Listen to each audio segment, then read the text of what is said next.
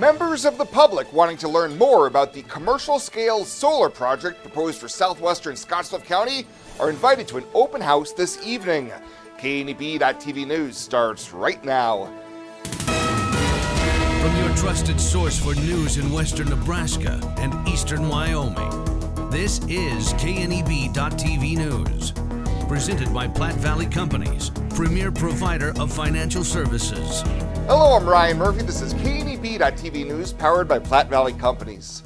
Thanks for joining me. In our top story, members of the public wanting to learn more about the commercial-scale solar project proposed for southwestern Scottsbluff County are invited to an open house this evening. Satula Solar Energy Project members will host the event, including a Q&A session at the Legacy of the Plains Museum in Gering tonight from 5 to 8. Under the plan to be discussed, a proposed 400-megawatt solar farm would be situated on roughly 1,600 acres of privately held land about 17 miles southwest of Scottsbluff. The County Planning Commission and County Board have yet to approve a conditional use permit for the $800 million project, which could generate up to $1.4 million in annual tax revenue split among Morrill Public Schools, the county, and a number of other tax districts. Ahead of the open house, you can hear more about the project from the company president and CEO in a News Extra podcast on KNEB.com. Well, it's been nearly 4 months since a Kimball Motel owner was arrested and charged after shooting a tenant, yet the case still remains in county court. 86-year-old Leota Kant is charged with attempted murder and use of a firearm to commit a felony for the Halloween shooting incident. Last week in Kimball County Court, Kant failed to appear for a hearing on a motion for a competency evaluation. Judge Randon Rowland continued the hearing until March 27th. The victim in the case has also filed a civil lawsuit asking Kant for damages to cover medical costs, lost wages, pain and suffering, and more. That civil case is pending in Kimball County District Court.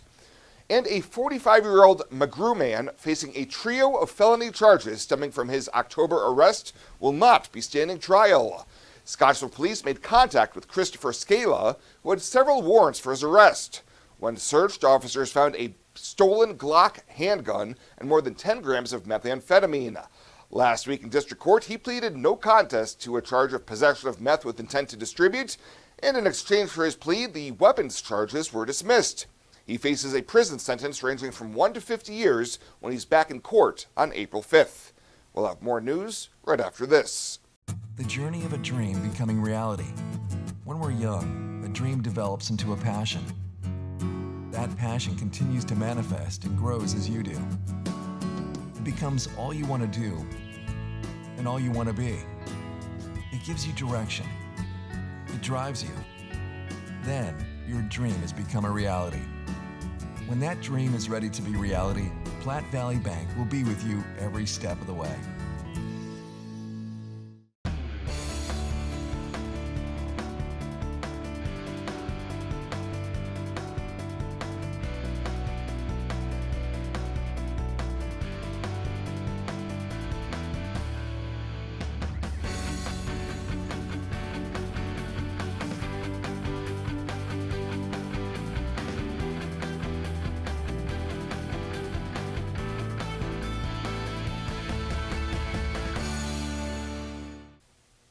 Welcome back.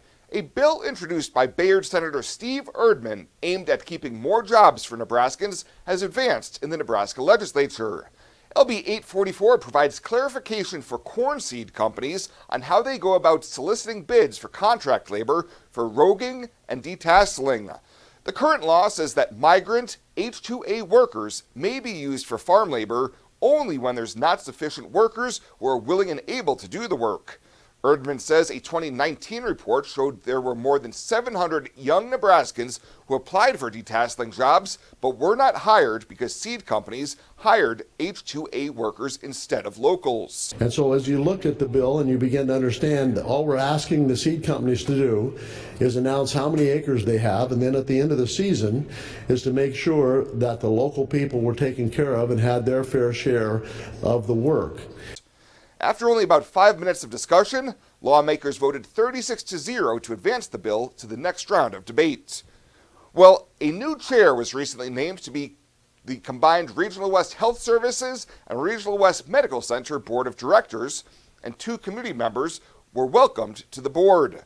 Current board member Jim Trumbull was named Regional West Board's chair, and members of the community joining the board are Seth Kovalt, a certified public accountant and partner at Dana Cole & Company, and Katie Reichert, an attorney with Holyoke, Snyder, Longoria, Reichert, and Rice.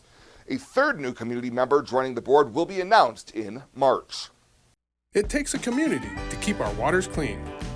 Please don't let pollutants be swept and carried away into our storm drains.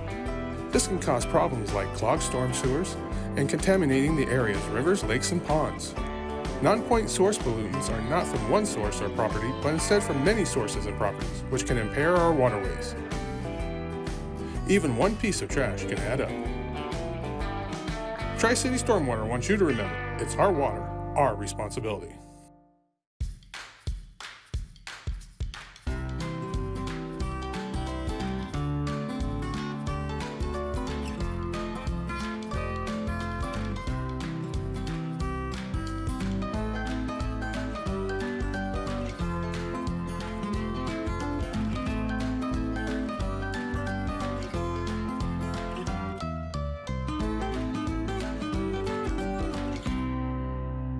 Welcome to Kelly's Liquor, your liquor cabinet. Whether you're a wine enthusiast, a whiskey sommelier, a tequila connoisseur, or you just love your beer, Kelly's has the best selection of what you're looking for.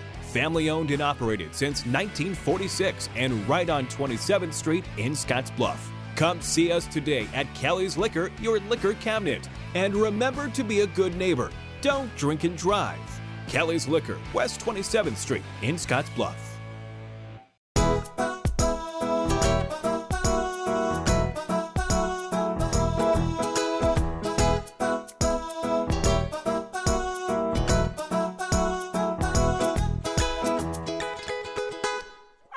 For this week's featured Pet of the Week, we meet Butch. He's a 10-year-old terrier pit bull mix who's been at the Humane Society for a couple weeks now.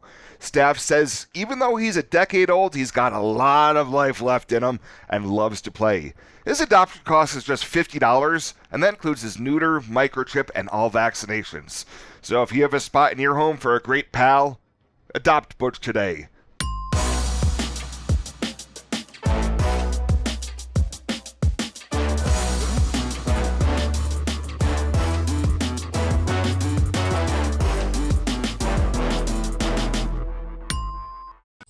This isn't just a beautiful hospital. It's the home to exceptional patient care. This is where specialty clinics meet your needs. This is where a friendly smile, a warm hand, and an empathetic ear exist to care for you. This is us. Box Butte General Hospital. Great things are happening here.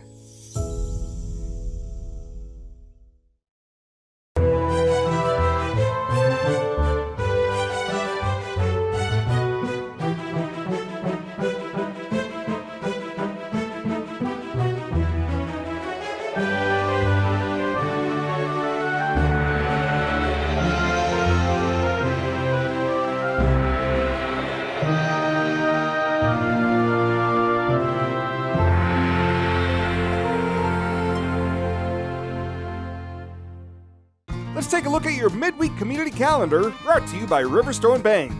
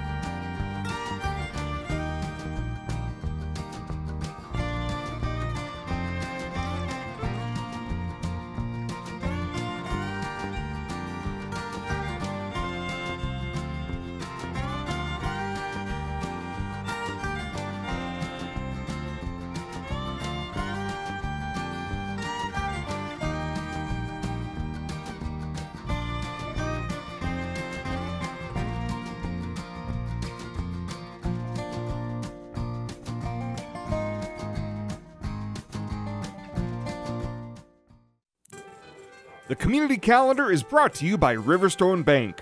We're local and we love our community.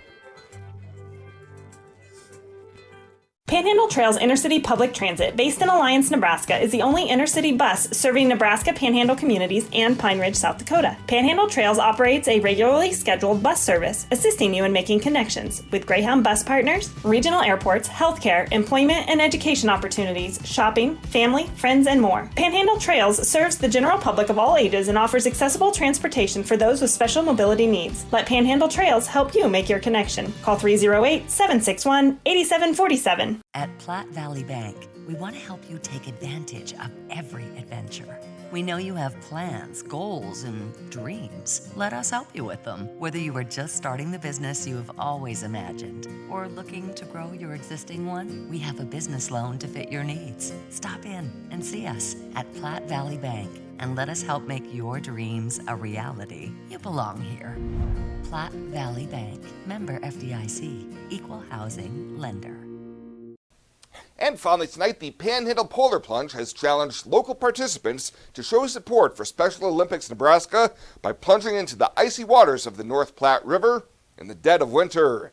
Those brave enough to run into the water this Saturday morning will be raising money by collecting pledges from family, friends, and co-workers. Scottsbluff County Sheriff Mark Overman tells KNB News, while the weather looks pretty nice for a February Saturday, the event is always kept safe for participants. So we're going to have the Scottsbluff Fire Department, and the dive team will be there. We'll have medical people on scene, so it's very safe. We get the Paul Reed Construction helps us get the site prepared, so it's just the way we need it. Get anything out of the river that could be dangerous. The one thing that we have is High Plains Spas provides hot tubs with and there's 4 or 5. Polar plunges in Nebraska. We're the only ones that have hot tubs. So great thanks to Chad at High Plains for always volunteering to do. Plungers are encouraged to form teams, dress in costume, and share their experiences by using the hashtag #BeBoldGetCold. Prizes are awarded for creativity and fundraising. All proceeds from the Panhandle Polar Plunge go to supporting our local Special Olympics Nebraska athletes. Well, that does it for us this time. Thank you so much for tuning in. Stay safe out there. We'll see you here next time.